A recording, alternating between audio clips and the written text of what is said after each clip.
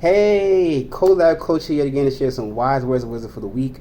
Week number 1 of a brand new series. Brand new series. And it's about family. This is the family series. So excited to get into this week because it might be a little controversial with the things I say, but it's all for knowledge and me sharing my experiences with my family and people I've seen talk about their family. So, without any further delay, the question slash thought I have for you this week is: how are you treated in your family? How are you treated in your family?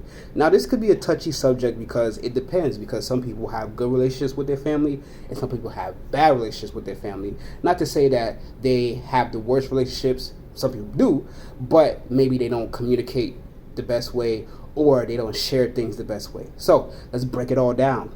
Now, if you have a good relationship with your family, awesome. That's amazing. I'm happy that you do have that. But you do have some things you need to ask. Like, are you happy with the way they treat you? Yeah, you may have supportive family members. You may have people that really care about you, but are they treating you the way that you want to be treated? Just like in any relationship, you have to set the tone. You have to be the person that's willing and able to say, hey, I don't like this. Hey, I do like this. Hey, let me show you or let me teach you the right way I want to be treated, especially in family, because when it's a family dynamic, they may have known you for decades, depending on your age. Me being 30, my family know me for 30 years. So, especially my father and maybe my brother, 20-something years because I'm older than him. But they are used to you. They're used to your habits. They're used to maybe the version of you that you were in their eyes. Especially with parents, they may think that you're always their child, and they may always see you as a child, even if you're grown. You may be a grown woman or a grown man, and they may be still treating you as if you were a child. Or you may have siblings or aunts and uncles that may only see you as your biggest mistake. I'll say that again. You may have family members, friends, family, that you consider family, and they may see you as your biggest mistake. Maybe you did something in the past, and they always see you as that person that did that mistake. That is why we have to evaluate and figure out, okay, how am I treated within my family dynamic? And as I said a little bit earlier, and I touched on that, family does not necessarily have to be in blood. Family could be friends that you consider so close that you may have grew up with, or like me in the African culture, that your parents and your cousin's parents may not be related, blood related, but they grew up with each other. They may have been born in the same village or the same area, and they consider each other family. So when they have kids, they consider those parents their uncles and aunts, and then the children their cousins. Not blood related, but they still consider themselves family. That is all family dynamic. Maybe you meet somebody new, and you may think that they are so close to you, guys connect so much that you guys consider yourselves family.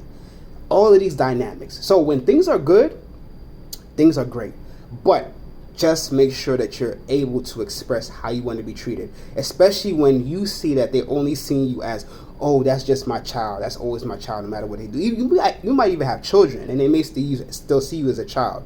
Or they may see you as someone that maybe didn't finish college, or someone that maybe fell short in their lives, or maybe had an addiction in the past and you overcame it, but they still see you as that person.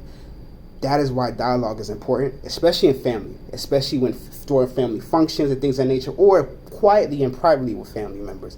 Understanding, hey, how do you see me? What is your reputation of me? What do you tell people about me? All these things, and maybe they have their vision and they want to stick with that, and that's who they believe, but that's not you. You don't have to sit there and just take it. You don't have to sit there and be like, okay, well, they see me as this and they're always going to see me as this. No, you're evolving, you're growing, you're maturing, you're being the best person you could be. That doesn't mean that you still have to put yourself in a certain box that people see you in.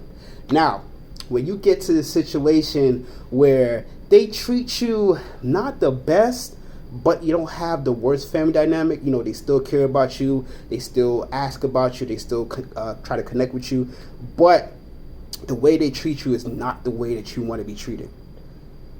For example, let's put it this way. Maybe you're that person that they always call to vent. Maybe you're that person that they always call for money. Maybe you're that person that they always call when something goes wrong. And you do not want to be that person anymore. Maybe you were fine with it at first. Maybe, like me, I was a caregiver. I cared about people. I want to make sure everybody's good. But after a while, you get tired of it, especially when you feel like the energy that you're giving towards them, they're not giving it back. They're just taking and taking and taking. And sometimes it could be consciously, like they know what they're doing, they're very manipulative, or it could be unconsciously when they didn't see anything wrong with it because you always said yes. That's another reason why you need to sit down and have those conversations and evaluate with yourself and then with them how you want to be treated in your family. Because maybe it's a simple conversation that needs to be done. You have a simple conversation and then that's it. It's resolved. They understand. They see your viewpoint and now they want to move forward, seeing you in a new light. Or it may be a situation where they don't care. They're going to keep asking because it benefits them. And even though it hurts you, it's still benefiting them. So they have no problem, no issues with it. That's when you need to separate yourself. I'm not here to say that you need to stop having those family members in your life. I'm not here to say that. That's your choice. But what I am trying to say is that maybe you may need to separate yourself from that family member until they realize that the way they treat you is not okay. And if they never realize that, then you maybe be forever separated. Not wishing any ill will, not wishing anything evil, but separating yourself from those situations and those people so that you continue to move forward in your journey called life. Now, the third one is, it's clear as day, but I'll break it down a little bit more. Now, the third one is when you had a bad family dynamic, whereas no one was there to support you. You may have had trauma within the family. You may have had abuse in the family. You may have had people who didn't wish anything good for you, or they constantly are verbalizing the hatred that they have in their heart towards you. That's when you need to separate yourself. Those are the situations that you should know clear as day that you need to separate yourself from those situations because they're not helping you and they're not giving you any positivity. Maybe you are open to have a conversation, which I suggest you should have a conversation with those people, but that doesn't mean they'll be accepting of that. It doesn't mean that they'll be willing to understand where you're coming from. Maybe they just have so much trauma in their own life. Maybe they've had so much situations that happen in their own life, and they just can't see past that. They see you maybe as an image of something that they wish they had, or they may see you as someone that, may have brought them down. Things like this happen. And that's when you need to realize, okay, this is not helpful for me at all, and I need to just separate myself from these family members. So if you're treated to that point where you feel like nothing is good is happening, nothing positive is happening, nothing beneficial is happening for you in your life, separate. Not to say you excommunicate yourself, you go change your last name. I'm not saying any of that. That's up to you. But what I am saying is that maybe you need to separate from those people until they're ready to reconcile. And even if they're not ready to reconcile, maybe you don't get any closure from those family members. That's okay, because you separated yourself from them, and then now you're moving on with your life. Simple as that. So when you're thinking about how you should be treated, or how your family treats you in your family, basically, let's break this down. How you are treated in your family. Think about this. I want you to really think about this. Are you treated the way that you are happy in your family? Yeah, you may have a good family dynamic. Maybe you have a bad family dynamic. It's all about how you see yourself in the family. Are you the person that's being called on just to vent? Are you the person that's being called on just for money? Are you the person that just gets called on just because things are going bad? Or are you the person that is the glue of the family? Is the person that's bringing everybody together? Figure out how you're treated, positive or negatives, and go from there. If you don't like the way you're treated, let it be known. If you do like the way you're treated, let it be known.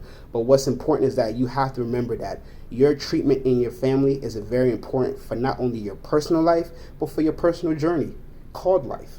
Simple as that. So if you're struggling at this point with how you're treated with your family and the treatment of your family towards you, go ahead and message me. Go to my website, yourcolabcoach.com, fill out that relationship checklist, and that way you could break down exactly what's going on in your family or situations outside of your family that you need help with. I'm here to help you with that. Also, sign up for that free 15-minute coaching session. Free isn't free. We can talk about whatever you want to talk about.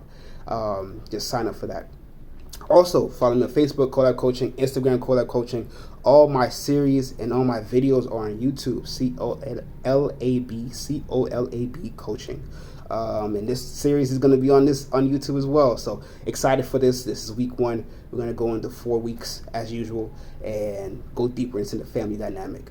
And finally, again, thank you so much for See Where We Land for this amazing merch. They're on Etsy. They're also on Instagram, see_where_we_land. They're amazing. Get your own merch, Collab Coaching merch, or just have them make anything that you feel like you want them to make, because they do amazing work. Also, I'm one half of a podcast with Heart and Soul Podcast. We're taking a little break right now, but we have 2 seasons on any major podcast station you listen to with Heart and Soul Podcast. Hopefully we'll be back soon. But in the meantime, we have maybe 20 episodes worth of content, so go ahead and listen to us there on any podcast station. Thank you so much for listening and watching. Be safe out there. Thank you. Share this with anyone that's struggling with family dynamics as well.